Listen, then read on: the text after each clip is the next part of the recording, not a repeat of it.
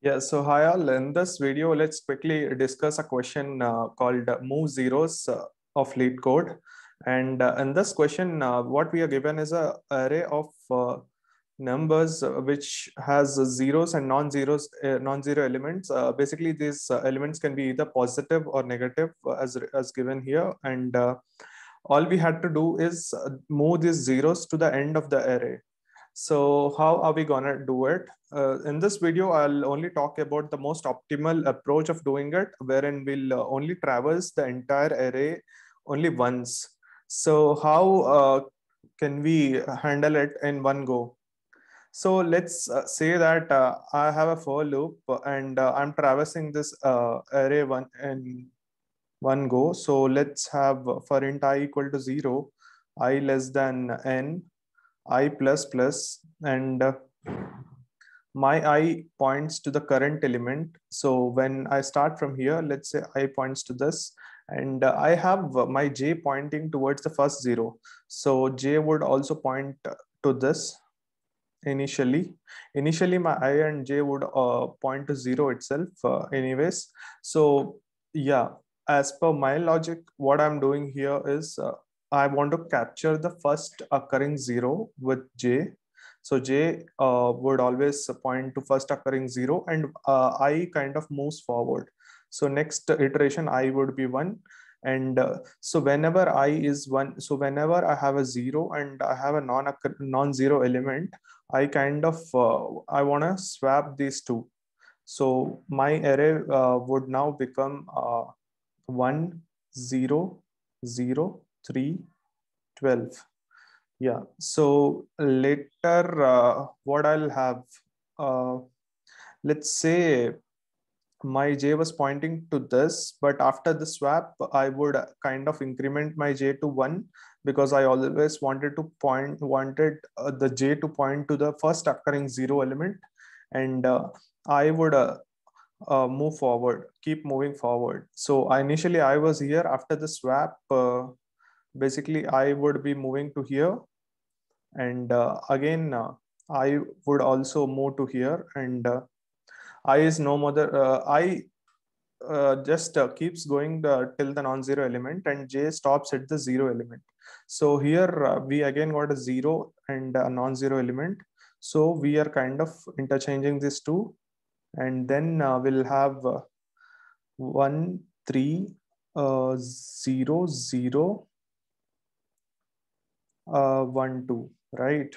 So now my j is pointing here to the first zero, and my I would eventually move to the 12. So again, if I swap these two, so what I'll be getting is 1 3 12 0 comma 0. So yeah, so how am I gonna implement this? If we carefully see, what we need a j, right? So let's say int j equals to 0, and what are we having? Whenever we are encountering a 0, we'll kind of keep the j freezed. Otherwise, we are simply moving in the forward direction. So let's have a condition that if uh, nums of I, or nums of I, let's say, if nums of I is not equals to 0. So whenever I have a non-zero element, what I'm gonna do? I'm gonna swap basically, right? Because here my I is at this place, and because I have a non-zero element, I'm making a swap up operation with the zero element, right? So whenever I have a non-zero element, I call my swap function with nums of I, comma nums of j, right? And yeah, so whenever I'm calling my swap function, what else am I doing? I also want to increment my j, right? Because already my j should always point to the first occurring zero. So j already it is swapped, so j should be incremented in this case. So it would be j plus plus, and yeah, I think this loop should work. So the logic here is keep a j to track your first occurring zero. So this is the first occurring zero which j would point to, and I would point to the non-zero element. So how it would point to the non-zero element? Because we are always checking that if nums of I is not equal to 0. So whenever, let's see these cases. So here I'm making a swap. I'm making a swap because I have a non-zero element here, and my j is pointing to a 0. So whenever, my logic is, whenever we have a non-zero element and we have a 0 in front of that, and you make a swap and you increment that j to the next 0 element, right? So this loop should work, and let's try to code it out and submit on LeetCode. So yeah, so I have a j here, and I have n as nums dot size. So I'm looping through the nums dot size only once here. And if I'm checking if a nums dot size, I'm checking if I get a non-zero element, and if I get that, I want to swap it with the 0 element, right? So I think this would be enough to kind of solve the question. And let me run this and check. Yeah, let me move this here and run the code. Yeah, it's accepted, and yeah, I'll kind of submit it.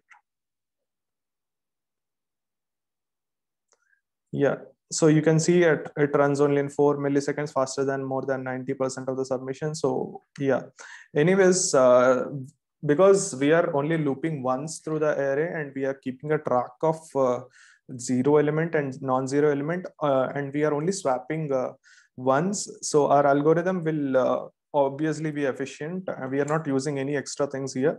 So I'll also dry run this algorithm with another case. Let's see here. So I'm just taking a random array. So let's say 3 1 2 0 4 5 0 6 1 0 or something like this. So see, in this algorithm, what I'm doing is pointing j to the non-zero element, right?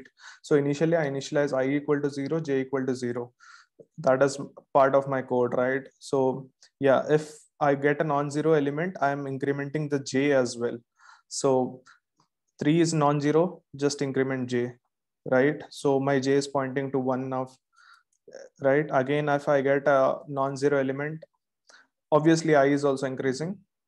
So this way, j would eventually, j would point to 1, then j would point to 2, I would also point to 2, then j is pointing to 0 and I is pointing to 0. Then what happens is, like, if nums of I is not equal to 0, then only I'm incrementing j. So since this is 0, I would keep moving forward, and my I goes here. And yeah, again, if I just, because I got a non-zero number and my j is here, so I would make a swap.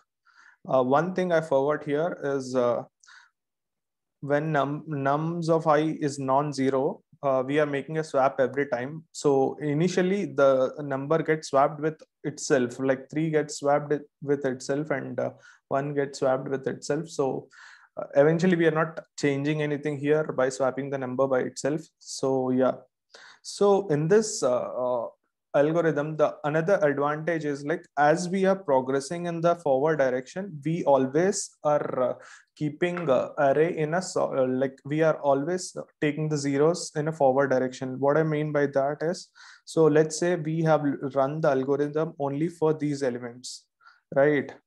So what happens is, you end up getting this 2 4 0. So you can see that this particular array is always in the final state. What I mean by final state is, like, you should have the zeros at the end. Yeah, so when, if the loop is completed till this part, you have the zeros at the end, then you get 5. and again you apply your logic, these two get interchanged, and you will have 3 1 4 5 0, and you have 0 at the end, right? So and just think that you have a 6 here, so this would kind of make it 3 1 4 5 6 0, and yeah, so you will have a 1. So in this way, moving forward, we will always be keeping moving zeros in the forward direction as we advance through the array.